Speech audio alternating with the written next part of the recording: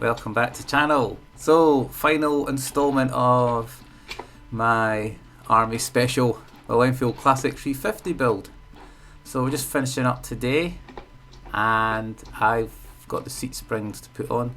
Now, I had an idea and borrowed and slightly tweaked idea which is done by fellow Scotsman Tiger Ness on his excellent YouTube channel on his red classic, lovely red classic Enfield 350. So he worked out a kind of quick release system for these springs which are just for show, and it just basically makes it a lot easier to install. So I did a similar thing to him. I didn't have rubber bushings. If you watch his video you'll see what he does. So it's obvious that there's a lot of problems with folk struggling to get these fitted easily, because you have to either take the back mudguard off, hack up Allen keys etc to fit. It's a bit fiddly. It's another one of these you need tiny small hands jobs. So I've swapped around a few nuts and bolts and I'll show you now what I came up with. So the mounting clamps that go into the frame, I'll put them on with hex head 6mm bolts with a 10mm ratchet spanner to get in, and they're protruding on washers, same idea as Tiger Ness's idea. It allows you to get in and tighten these up. So I'll stuck these on first.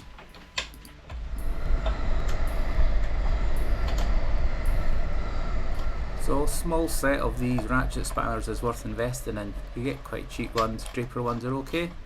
I've got Part Tools ones. Part Tools make bicycle tools. So I've just, it's them that I've got, but they just allow you to get into stuff, there's not a lot of room.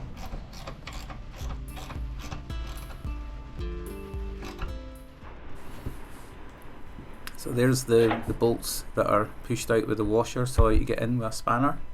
And you can see on the other end of the mount, the saddle mount, spring mount, I've got 8mm Allen bolts with nuts on them just to protrude them out a bit.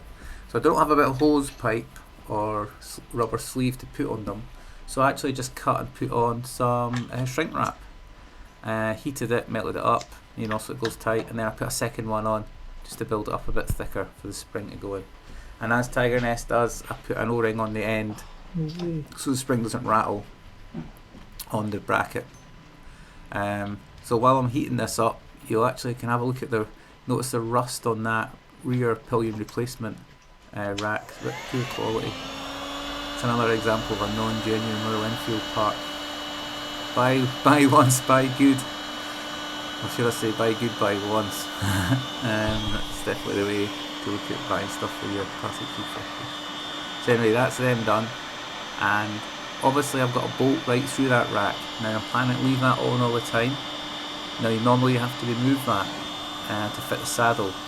So I'm only going to have my saddle bolted on the front mount, and the back mount I'm going to cut notches on so it just slots on. So there's O-rings going on, ready, there you go. So that's all ready. So next job is get the grinder out, do a wee quick mod to my saddle, and then it'll slot into those two holes there.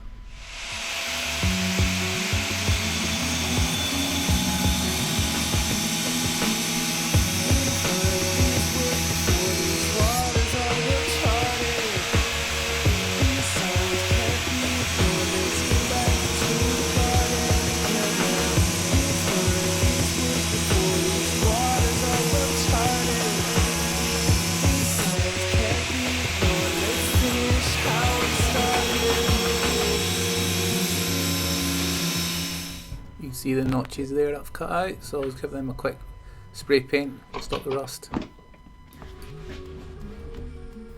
So now the saddle just needs to be slotted in at the front, and then you just push the two springs inwards and just stick them over the rubber mounts, and then you just got your one nut and bolt on the front mount, and that's the saddle on and off a lot quicker and easier now with the springs too for show.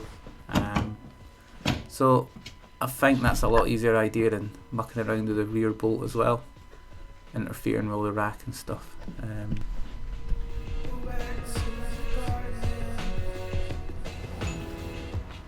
Just the one nut and bolt now on the front mount there, and that's our saddle all done, easy peasy.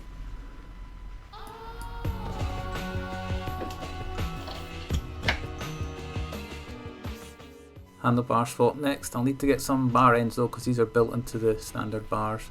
I love these bars, are real cool.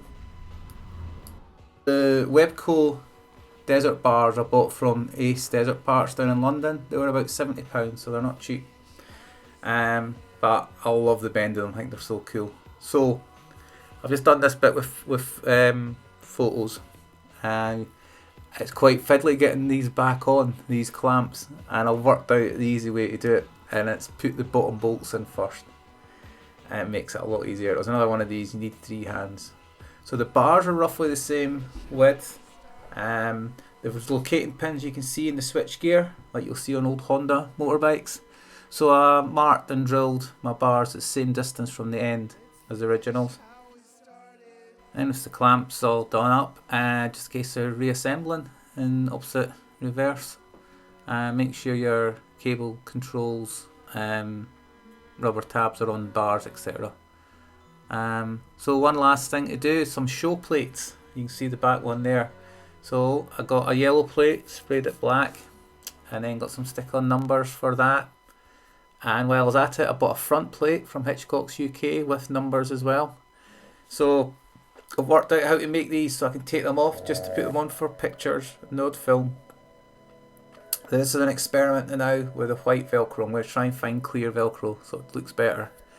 But basically, with Velcro, I can stick the black and white plate on top of the yellow. And then I had to drill, take the front wheel off, drill the front mudguard and mount the centre ridge plate. Now, to make this quick release, what I'm going to have is actually plastic grommets and that you get for holding your panels on your cars. So I'm going to pull them out, so I'm going to stick them on just to take photos and stuff. And then these 2 plates will just go in my rear pannier, out of the way. It's a really horrid day today, but I just want to get this finished. I was hoping to get out for a ride today, but it's not happening with this weather. Maybe tomorrow. So post day was just round with some new bar ends. So I'm going to use the original Royal Enfield ends, which are actually weighted, use internals for the aftermarket ones. Get them stuck on the bike, and we're more or less finitoed. Job done.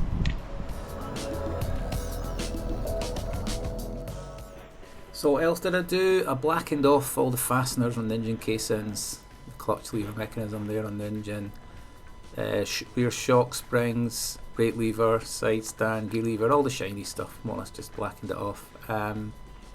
And obviously bits like that are chrome, well, that paint's going to rub straight off. So I've actually got oversized, really wide shrink wrap, electrical shrink wrap coming, so I'll get that done in the next couple of days. But that's us, it's a wrap as they say. So the cost all in, there you go, 4 cans of red oxide primer, £24. 4 cans of olive drab was £40. The tank stencils that I ended up using were £25. Sanding block a £5, and the number plates if you want to include it, they're 40 quid all in. So the total cost £134, and it took me 7 days with drying in between. So thanks for watching. I hope you enjoyed that. I hope you can learn something if you're going to work on your own bike. So one way to find out how a bike is bolted together is taking it to bits and working on it. You can't beat it. It's very satisfying, and I'm going to have even more fun on this great little bike. So thanks again. I'll catch you up soon for another ride. Bye for now.